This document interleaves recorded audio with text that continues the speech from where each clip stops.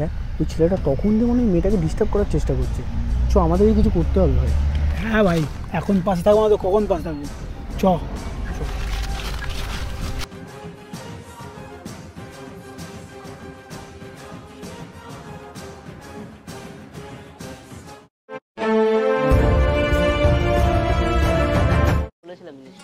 কি গো, তোমরা সকালবেলা কেউ জিমে যাওনি?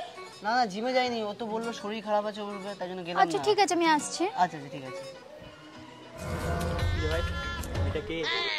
আর ওটা অভিরূপের গার্লফ্রেন্ড, একে তো অন্তত ছাড়, মেয়েদেরকে একটু সম্মান কর ভাই, শোধরা এবার একটু। এদীপ বলছি শোন না, আমার একটু আর্জেন্ট বেরিয়ে যেতে হবে ভাই, আমার গার্লফ্রেন্ডকে একটু ছেড়ে দে না ভাই, টিউশনে লেট হয়ে যাবে। তুমি নামো নামো নামো, ওর সাথে যাও, ওর সাথে যাও। বাইকে করে এইভাবে নিয়ে গেলে কি ভাববে কে জানি, তার চেয়ে বলো সামনে অটো স্ট্যান্ড, ওখানে হেঁটে হেঁটে ছেড়ে দিয়ে আসি। আচ্ছা একটা কাজ করি না বোন, সামনে অটো স্ট্যান্ড, তোমাকে আমি ছেড়ে দিয়ে আসছি ওখান বলতে, ঠিক আছে? হ্যাঁ চলো।